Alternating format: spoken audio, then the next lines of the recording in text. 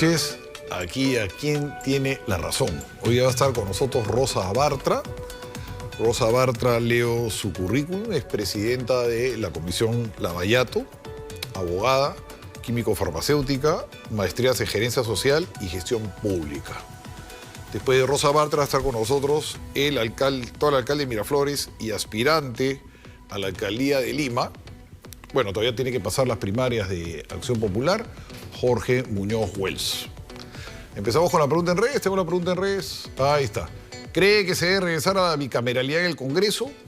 ¿Crees que se debe regresar a la bicameralidad del Congreso? Esa es la pregunta hoy día vía Twitter. Y como los toreros, aprovecho pues el pase. Buenas noches, ¿qué tal? Bienvenida. Y con ese rigor que tiene usted con las moléculas, ya que ha sido química farmacéutica, cuénteme, ¿está a favor o en contra de la bicameralidad? Aldo, buenas noches, gracias por la oportunidad. El Parlamento podría funcionar perfectamente si es que nosotros le damos el sentido real a la doble votación. Este mecanismo de la doble votación, ¿no?, que se exonera, que en la mayor parte de los proyectos se exonera, pienso que si nosotros respetamos la pausa para la doble votación, vamos a tener el periodo reflexivo que se requiere antes de aprobar una norma. No es necesaria la bicameralidad. No es necesario. Si nosotros trabajamos bien el mecanismo de la doble votación, no es necesaria una bicameralidad. ¿Mi opinión? Sí, por supuesto. Es un engaño, muchachos. Es un cuento que muchos parlamentarios quieren para tener más puestos, como me lo dijo una vez un veterano, para que en el partido se generen más puestos para más gente. Yo viví la bicameralidad. No funcionaba, los proyectos iban de aquí para acá, de aquí para allá. Eran unos señorones mejor vestidos, un poco más arreglados, pero el país vivía con inflación, con los bombazos, con todos los problemas del mundo. Lo único bueno que yo vi en la bicameralidad es que paró el tema de la estabilización de la banca.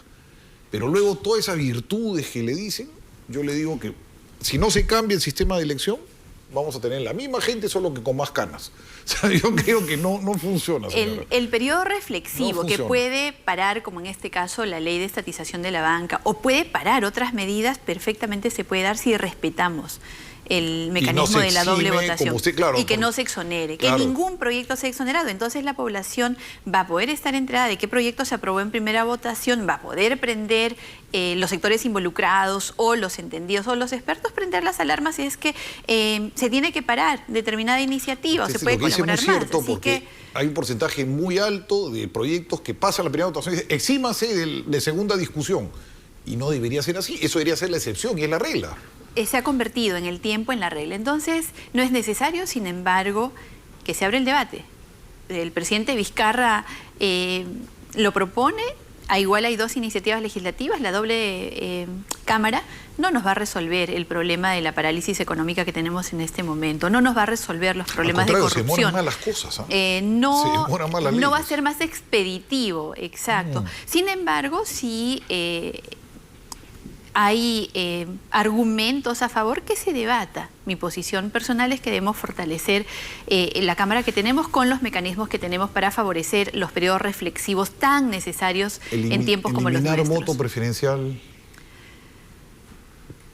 Si nosotros tuviésemos partidos políticos sólidos, si todos los partidos, mira, la señora Mendoza es la que más se queja ahora de las barreras que se están poniendo en número de firmas y ahora se queja porque se quiere poner un número de años de pertenencia partidaria para poder postular a un cargo público. Primero que tenga partido, ¿no? Mira cómo llegó ella a través, o sus partidarios llegaron a través de un vehículo llamado Frente Amplio. Ni siquiera soportaron un tiempo determinado en ese vehículo llamado Frente Amplio. Ella le ganó el vivo a Arana. Arana tontamente metió un gallo en su gallinero y perdió las primarias. Él solito se suicidó. El punto es que ahorita tenemos a Nuevo Perú, no sé si puedo llamarlo partido porque no lo es, no sé si es una bancada, pues está en proceso de ser reconocida, que no tiene partido, que no tiene bancada, hablamos de Nuevo Perú, que tiene una candidata que exige todos los derechos. Pero, entonces, a ver, para ir al punto que se había planteado, ¿no? Si nosotros vamos a pensar en mecanismos que pueden fortalecer aparentemente la democracia y responsabilizar a los partidos políticos de a quienes pones en tus listas a través de la eliminación del voto preferencial. Entonces, primero pensemos en fortalecer los partidos. Pero una cosa sí le quería decir, 720.000 firmas es demasiado. O sea, debería ser como en Chile, que son 50, 70 mil con notario, para que no haya bambas. 720.000 es una barrera, la verdad, muy alta. Y querer poner límites de 3 años de militancia partidaria tiene nombre propio. Eso es para Guzmán y para Mendoza. Yo creo Está que clarito, tanto ¿no? Julio Guzmán como Verónica Mendoza están postulando desde el 2015. Pero Estamos ya en el no podrían con 2018, esta norma. estamos en el 2018 y creo que han tenido el tiempo suficiente desde que se plantearon sus candidaturas, me imagino que en el 2014, 2015, hasta ahorita, para poder siquiera tener un partido, para poder siquiera juntar Pero sus es que firmas. yo le insisto, Entonces, 720.000 firmas, estás hablando recaudar por lo menos 2 millones de firmas, porque de cada 3 te vale una. sí, pero Y cada estamos... firma te sale más o menos $1. Entonces estás hablando de una inversión bien grande de 2 millones de dólares, y si es que te van bien las cosas. Estamos hablando de partidos políticos, pues. Tenemos en el país, ¿cuántos partidos políticos? Más de 20. Entonces yo no creo que sea tan complicado si tenemos más de 20 partidos que para personas que aspiran a ser primeros mandatarios, por lo menos se les exija ¿No lo cree que el mínimo voto que debe preferencial es exigirse. No es un cáncer, señora Bartra, dentro de los partidos el voto preferencial. Se pelean entre la gente del mismo partido. Gana la voleibolista, la vedette. O sea, antes pues hacían las listas y ponían entre los 10 primeros, pues ponían gente súper capaz. O sea, decían, bueno, ya tú que eres experto en economía vas a ser número 5. Ahora ya no, pues, ahora hay que jugar la pelota, esas cosas que y te eligen, ¿no? Pues, hemos cometido probablemente algunos excesos, por llamarlo de alguna forma, cuando se ha pretendido democratizar demasiado todo. Porque esto del voto preferencial está orientado a que sea la población la que finalmente decida con respecto a quienes deben representarlos. Y eso es el voto preferencial, darle al elector la posibilidad de en una lista elegir, no necesariamente al que está primero, al que el partido decidió que esté en el número 1, sino que sea la población vía voto preferencial quienes decidan, independientemente del orden. Esto, pues, es parte de la democracia, que puede tener muchos defectos, pero finalmente, en nombre de la democracia es que se ha hecho todo Ahora, esto. en honor a la verdad, no se usa tanto. Se usa básicamente en Lima. Y una vez me enseñaron una estadística del voto preferencial. El limeño usa el voto preferencial, en provincias no. No, sí se usa. No sé, pero no Sí con se la, no usa. con el. Le voy a traer, le puedo pasar el informe. No con la frecuencia en Lima. En Lima es donde más se usa. No, digo que se usa, se usa. Cada vez Pero se usa no, más, ¿sí? ¿no? Digamos, cada vez se usa más porque la población cada vez sabe más votar.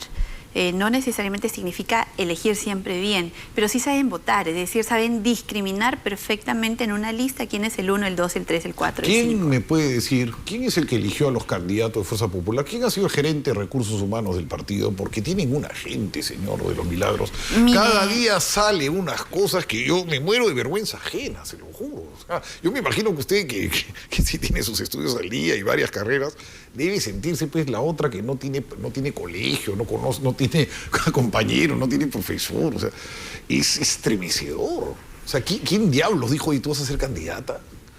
Acá yo quiero llamar la atención con respecto a los filtros, porque uno podría decir, oye, esta persona no estudió, entonces, ¿cómo es que permitieron? O sea, y podremos hacer las críticas y podemos hacer un programa con respecto a eso.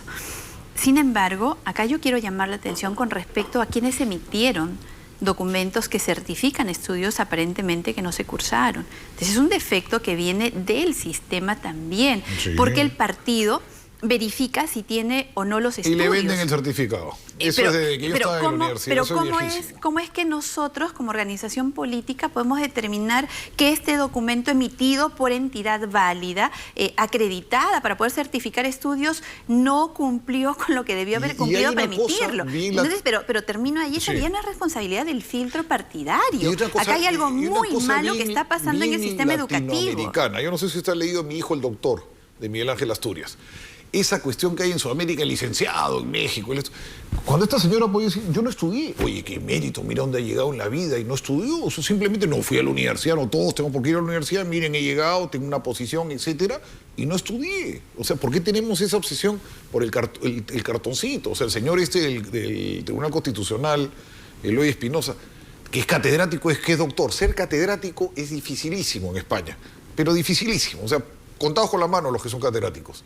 Y doctor, usted lo ha vivido, o sea, ser doctor también es sumamente complicado. Entonces, ¿por qué tenemos ese complejo de que yo soy doctor y soy esto y soy el otro? El cartoncito en la pared. Sí, pues son defectos que tiene la sociedad para valorar. No necesariamente un líder tiene que tener un expediente académico. Hay líderes comunales que son analfabetos y tienen un liderazgo genuino en representación de sus comunidades. Creo que tenemos que empezar a despercudirnos. No porque hayas estudiado y tengas un título, tienes mayor capacidad de representación que uno que ha estudiado. Así Ahí que, podríamos tener una discusión, porque yo también sí creo que debe haber ciertos requisitos, pero nos perdemos. Sí, nos vamos a perder porque finalmente los intereses que se representan son de lo más diversos. Tampoco cualquier ignorante de sentarse, pero ahí el tema, sigamos, porque se nos va el tiempo. ¿Qué pasa con la Fiscalía? Hay constantemente roces entre la Comisión Lavallato y la Fiscalía. Por ejemplo, hoy día Pedro Sánchez no fue. Pablo Sánchez no fue hoy, sin embargo, el documento que nos ha enviado solicitando la reprogramación nos abre mucha esperanza con respecto a que por fin hayamos encontrado el punto de coincidencia en que el Estado tiene que trabajar junto para enfrentar la corrupción. Nos ha pedido reprogramación, pero con un argumento que dice: necesito tiempo para recabar toda la información que usted me pone en el documento de invitación. Eso significa que no solamente va a ir, sino que va a ir con la información que se le ha pedido. También el día de hoy, por primera vez, hemos recibido información documentada del fiscal Hamilton Castro, el día de hoy. Así que, tras un año de pedir colaboración, yo creo que por fin estamos comprendiendo que el Estado es uno solo. Bueno, la comisión tiene reserva en cuanto a la información que maneja, pero sí puedo decirle que el día de hoy nos ha enviado información importante por primera vez. Es la primera vez que tenemos respuesta positiva a un documento. Hemos enviado muchísima documentación pidiendo colaboración. Por primera vez la tenemos. Ahora estamos detrás de que se nos permita vía cooperación jurídica internacional interrogar o por lo menos alcanzarles los interrogatorios para todos los involucrados, brasileños, tenemos argentinos, también tenemos mexicanos. Aquí, entonces, señora Luis Fabre, el que sabe todo y hasta ahora no lo interrogan, está... Bueno, se ha ido a Francia, y tiene pasaporte francés, y Francia es uno de los pocos países del mundo que no extradita. Seguramente por eso está en Francia, se ha ido de Brasil. Probablemente, y él tiene pasaporte francés, pero ese señor se la sabe todas. La campaña de Humala, la campaña de Villarán, todo sabe. Eso no significa que no se le pueda interrogar. Entonces, vía cooperación jurídica internacional, estamos alcanzando todos nuestros cuestionarios. ¿Para qué? Ojalá se nos permita acompañarlos en un interrogatorio. Pero si no es posible eso, por lo menos alcanzarles el interrogatorio y que lo hagan suyo. Entonces, estamos trabajando en ese esfuerzo en este momento. Ya nos queda poquísimo tiempo, solo 2 meses, para que vence el mandato de la comisión. Sin embargo, no vamos a descansar en pedirle al Estado, a la Fiscalía, al Poder Judicial, al Ejecutivo, porque el Ejecutivo nos ha bloqueado el acceso a información durante mucho tiempo en la gestión Kuczynski. Esperamos que ahora... ¿PPK les ha bloqueado la información? Los gabinetes, los diferentes sectores. Sí, claro. La PCM, por ejemplo, hemos enviado muchísimas veces en la gestión de Mercedes Arauz. Arauz. No existía respuesta ni siquiera negativa. O sea, simplemente existía un desaire a las solicitudes de información. Otros sectores han cumplido de forma mucho más expeditiva. Sin embargo, nuevamente insisto, Ejecutivo, Legislativo y el Poder Judicial y el Ministerio Público tenemos que trabajar juntos. Este flagelo que ha sido la corrupción, que nos ha costado miles de millones, tiene que enfrentarse, tiene que sancionarse, tiene que mostrarse, tiene que haber lección aprendida. Ahorita tenemos saldo 20.000 millones en el tema de la reconstrucción. Si no tenemos lección aprendida, vamos a tener luego en un tiempo comisiones investigadoras para observar lo que se invirtió en el tema de la reconstrucción. Así yo se lo digo desde mi voz de escéptico, no lo dude que lo va a tener. No lo dude. Pero por lo menos tengamos... No lo dude que acá 5 años vamos a tener lo mismo. Yo ya voy peinando canas, ya esto lo he visto 50.000 veces. No lo dude que otra vez va a haber un problema. Un par de lecciones aprendidas que nos permitan por lo menos que la Contraloría, como está haciendo ahora, pueda acompañar de forma preventiva, que no se quejen los gobernadores regionales. Por ejemplo, el de mi región se queja permanentemente que la Contraloría no ayuda, que bloquea. Pero ¿cómo no va a bloquear? Si tú presentas un expediente que se diseñó para la sierra, lo presentan para la costa sin siquiera cambiarle el nombre de los lugares. Un plagio vergonzoso. Entonces, ¿cómo no se va a intervenir? ¿Cómo no se va a paralizar? También plata para Chimbote y el expediente de Huaraz. Claro, si lo trasladamos a Ancash, pero esto lamentablemente es en mi región, en La Libertad, ¿no? Entonces es vergonzoso y el gobernador se queja, dice, ¿cómo es posible? ¿No? Nos paralizan, no nos transfieren el presupuesto. Sí, pues, pero es que realmente tenemos que hacer una labor de acompañamiento, de fiscalización, para evitar que la historia se repita cíclicamente. Hablando de fiscalización, PPK, a través de su abogado Nakazaki, se niega a ir a la comisión. Dice que él no va a ir porque no existe la doble investigación, que si ya lo están investigando los fiscales, no tiene por qué investigarlo los congresistas, porque él ya no es funcionario público. Con todo respeto, yo le diría al doctor Nakazaki que lea el artículo 97 de la Constitución y el artículo 88 del Reglamento del Congreso. La Constitución es nuestra Carta Magna y no está escrita por gusto. Y el Reglamento del Congreso es la ley orgánica del Congreso de la República, rige nuestros actos. No son de ninguna manera investigaciones que se sobreponen porque tienen métodos y fines diferentes. Y en el caso del expresidente Kuczynski se le investiga en tanto fue funcionario público, el primer funcionario público del gobierno de Alejandro Toledo, del que por cierto hay que acelerar su proceso de extradición, ¿no? Ya tiene mucho tiempo, creo ya, el señor Toledo de no venir a responder a la justicia peruana. Pero en el caso concreto del expresidente Kuczynski no hay ninguna razón que lo pueda eximir de ser investigado por el Congreso de la República. Con mayor razón si le asiste el antejuicio, porque acaba él de dejar de ser presidente. Así que, no existiendo ninguna razón que pueda amparar el pedido del doctor Nakazaki y del presidente Kuczynski, por supuesto, creo que perdemos el tiempo haciendo análisis que no corresponden por no asistirles el derecho que invocan. Más bien les pediría colaboración, porque ha sido precisamente la falta de voluntad de colaboración del expresidente Kuczynski quienes terminaron enredándolo en un mundo de mentiras. Así que mejor que colabore, porque el Congreso no va a renunciar a su rol de fiscalización y control y al rol que tiene en investigación. Me piden un minuto, está grave, me dicen, esto de programas está grave. George Bush padre, presidente George Bush, su nombre completo era George Herbert Walker Bush. Ahí está George Bush, presidente de Estados Unidos, sucedió a Reagan, antecedió a Clinton. Parece que tiene una infección sanguínea, me dicen. Tiene 93 años, su mujer murió hace pocos días, Bárbara. Una semana, creo. Sí, hace una semana Bárbara Bush, que era muy popular en Estados Unidos, era la típica matrona muy seria, Bárbara Bush. Y George Bush, que tiene 93 años, hay varios presidentes norteamericanos vivos en este momento. Está Clinton, está él, Obama, está Pérez el Mayor, con diferencia.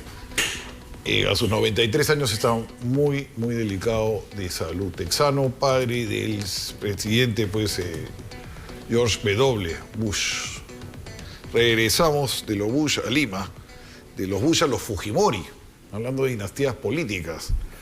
¿Y qué fue de Kenji? ¿Cómo van las cosas con Kenji? ¿Lo van a perdonar? ¿Lo van a desaforar? Ángel y el otro congresista, ¿qué va a suceder con todos ellos?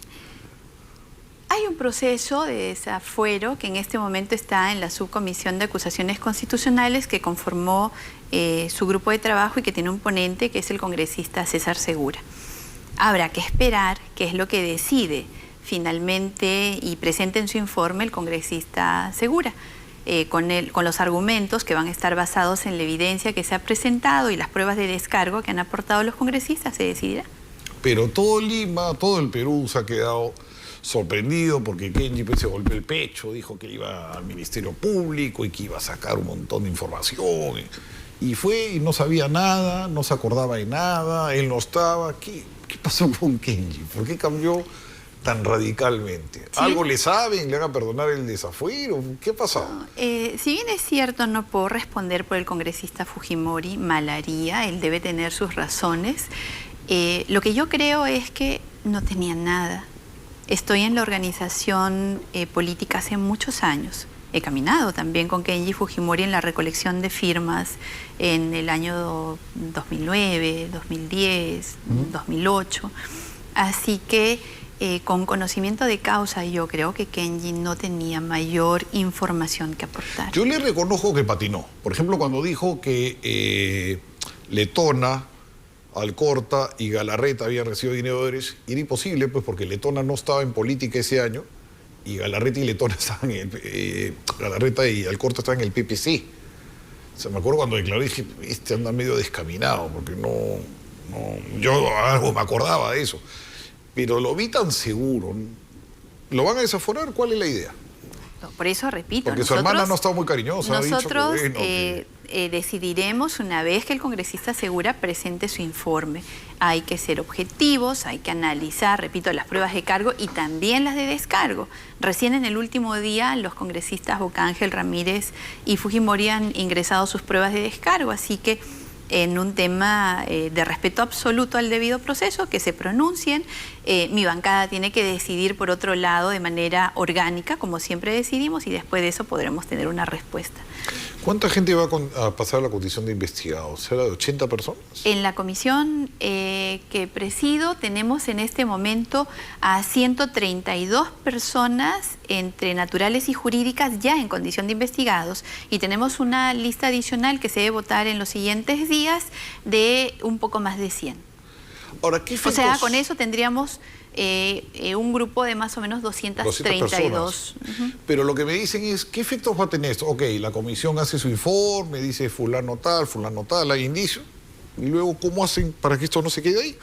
Porque todo queda en manos del Ministerio Público o del Poder Judicial, perdón. Precisamente por eso es que uno no entiende por qué el doctor César Nakazaki argumenta situaciones como el doble proceso o algo parecido.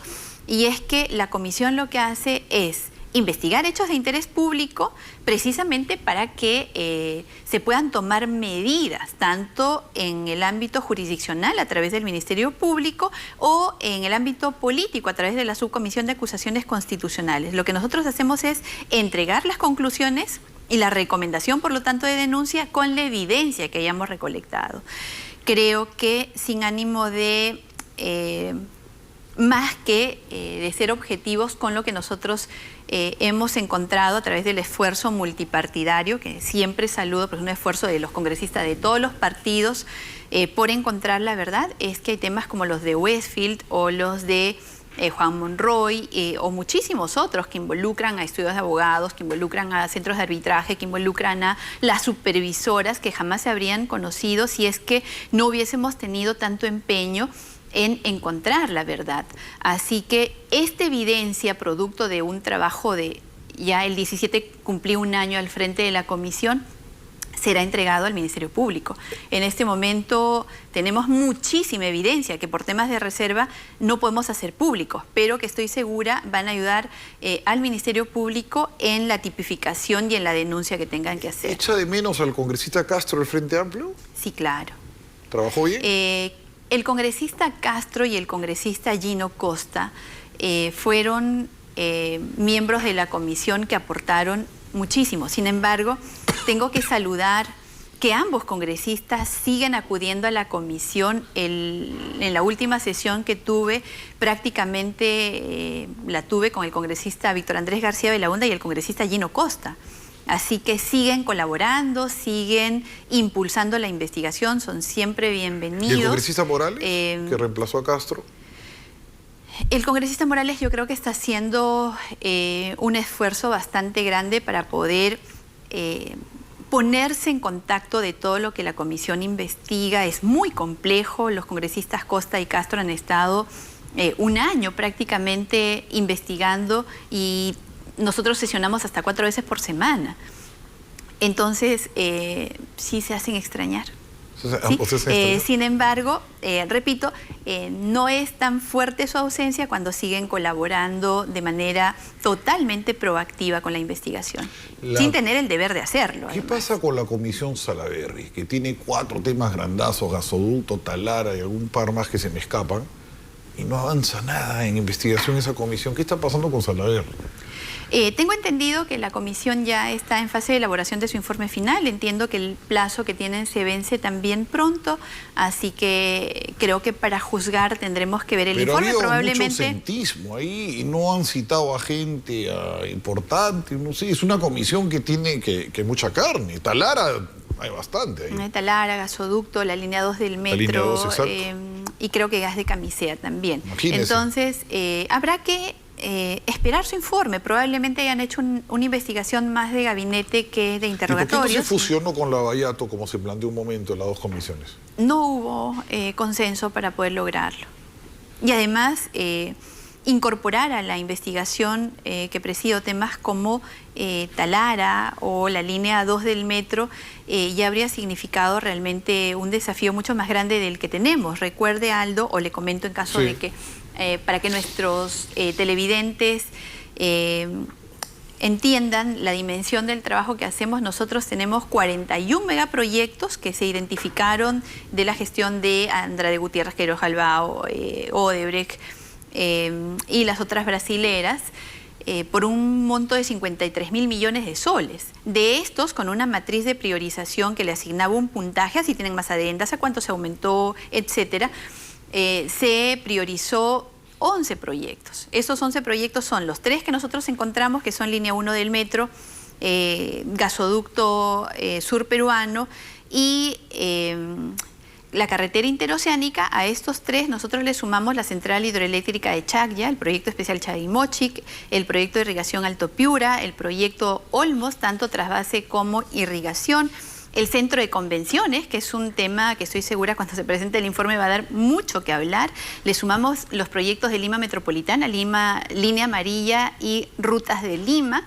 Y no sé cuál me falta, creo que me está faltando citar uno. Entonces es muy complejo. Nosotros tenemos investigaciones que, además de incluir todo el marco de contratación que tiene el Estado peruano, tenemos APP, obra pública, tenemos concesiones. O sea, la pregunta es, ¿a quién no sobornaron? Entonces, o sea, ¿a quién no sobornaron? Y además, uno dice, bueno, ¿quién es el que no sobornaron? Además de eso, todas las aristas que tiene, ¿no? Investigamos qué hicieron las supervisoras. Las supervisoras no vieron nada, todo valorizaban, todo pasaban.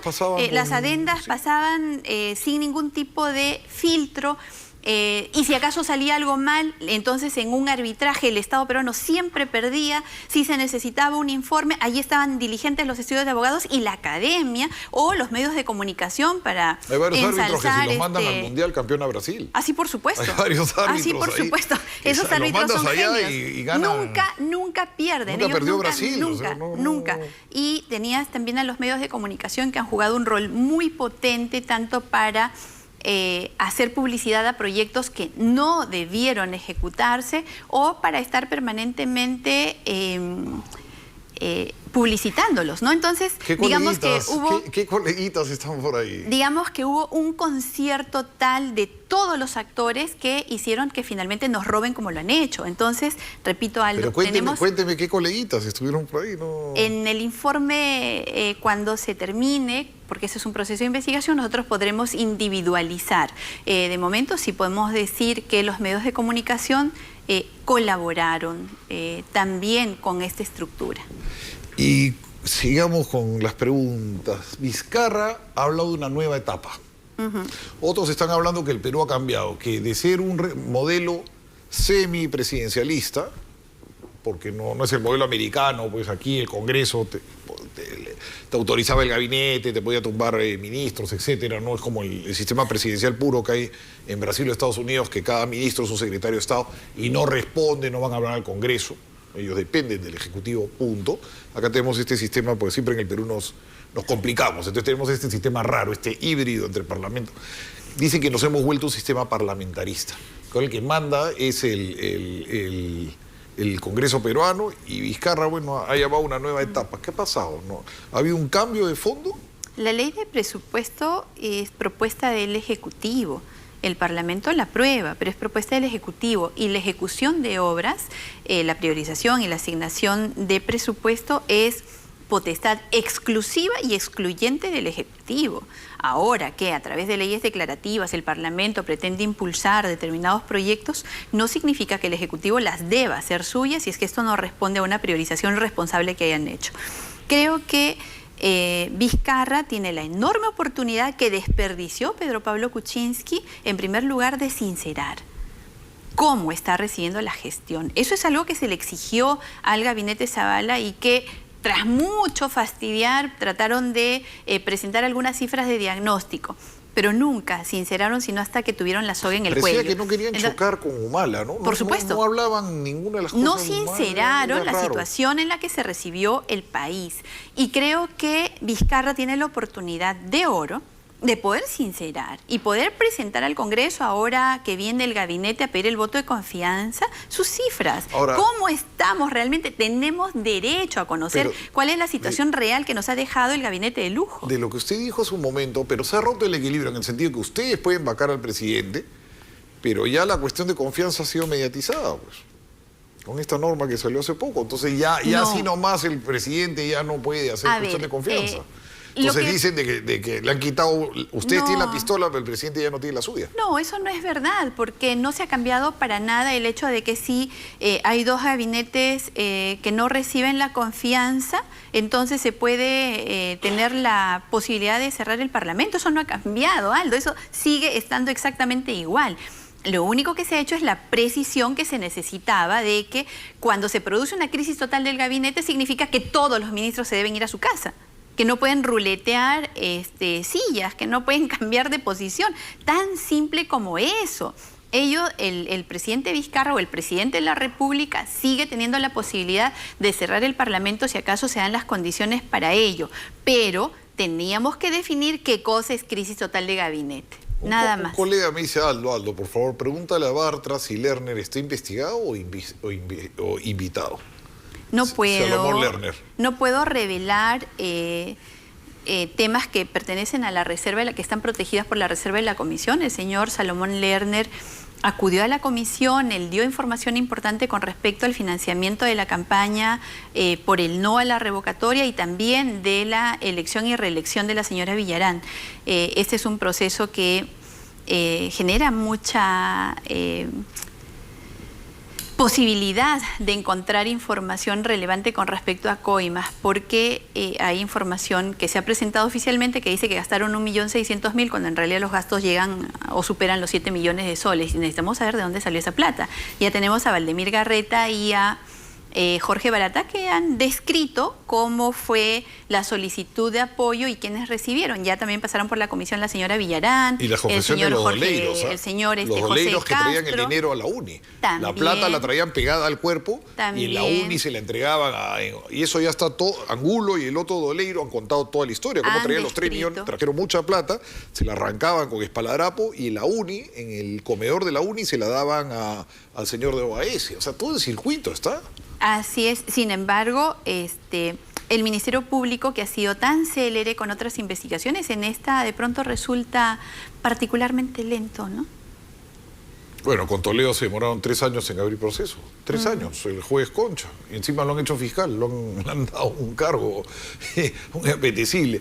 Para cerrar, esta semana los aprontes, las apuestas es que de todas maneras salen Nadine y Ollanta, que el voto que se va a revelar, porque ya viene el señor que tomó sus vacaciones, este señor del Tribunal Constitucional, Eloy Espinosa, no, increíble, dejó el voto cerrado y se mandó a mudar. Bueno, ya viene de las vacaciones y que va a votar a favor de la salida. ¿Qué le parece la salida de Nadine Heredia y Ollantumala? Responsablemente voy a esperar a que el Tribunal Constitucional debata sobre esto y finalmente decida, que me parece que es una demora injustificada, eso de que hay que esperar a que Eloy regrese porque había dejado su voto y ellos han podido decidir perfectamente sin Eloy Espinosa. Sin embargo, han preferido esperar a que él regrese. Esperaremos a ver qué deciden, pero creo que hay una enorme responsabilidad en el TC en la decisión que van a tomar, porque no solamente porque se trate de Nadine Heredia y Ollanta Humala, sino porque de todas maneras va a significar el tratamiento que se le tiene que dar a la prisión preventiva y qué argumentos tenemos para poder atenderla o no. La prisión de Ollanta y Nadine está basada en una sentencia que ha sido ampliamente expuesta por el juez que la concedió. Así que vamos a ver qué dice el tribunal con respecto a eso. No podemos sentar precedentes que vayan a impedir una administración de justicia que en la actualidad necesita ser severa con los actores en las circunstancias que estamos viviendo, siempre apegada a la ley, siempre respetando el debido proceso, pero que creo es también momento para que se corrija con la sanción adecuada a quienes han delinquido. Bueno, muchas gracias por estar con nosotros, congresista Rosa Bartra. Son las 7:33 de la noche y ya viene Hugo, Jorge Muñoz Wells. Jorge Muñoz Wells, alcalde de Miraflores y aspirante actualmente a la alcaldía de Lima, tiene que pasar primero por las primarias de Acción Popular. Jorge Muñoz Wells ya viene.